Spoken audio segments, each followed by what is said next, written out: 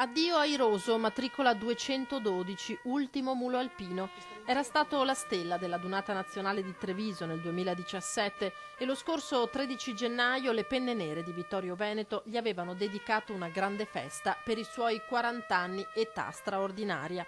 Iroso, le cui forze nelle ultime settimane erano iniziate a mancare, si è spento nella notte nella sua stalla di Cappella Maggiore, dove era accudito con tutti i riguardi dagli addetti del reparto salmerie e dal proprietario Antonio De Luca, che acquistò lui e altri 11 compagni negli anni 90, salvando loro la vita e con essa ciò che rappresentavano, dei compagni fedeli, ancor più dei fratelli. Devo ringraziare Tony De Luca e tutti gli alpini per il grande salvataggio identitario che abbiamo fatto, anche il grande segno di umanità, perché spesso si parla di animalismo.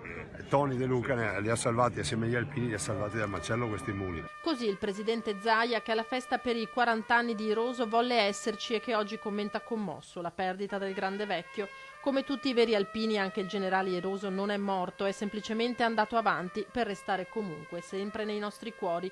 Tante volte ci siamo incontrati con Iroso, ricorda il governatore, e ogni volta era come ritrovare un vecchio amico, non solo un animale da accarezzare e rispettare. Oggi Vittorio Veneto vive due lutti. Nel giorno dell'ultimo saluto allo storico segretario della sezione di Vittorio Veneto Giacomino Tommasella, spentosi a 85 anni, la morte di Iroso. Due forme di esistenza, di vita, che sono l'un l'altra unite nella storia, che sono il simbolo della nostra alpinità. Iroso, che sembra aver atteso per andarsene che tutto fosse compiuto, le adunate, le celebrazioni del centenario, il 25 aprile, quando i riflettori sulla sua Vittorio Veneto si sono alla fine spenti. Iroso non era semplicemente un animale, rappresentava molto per gli alpini. La dedizione che gli alpini e il reparto salmeria ha dedicato a questo animale è stata veramente encomiabile, ma per il simbolo che questo animale incarnava.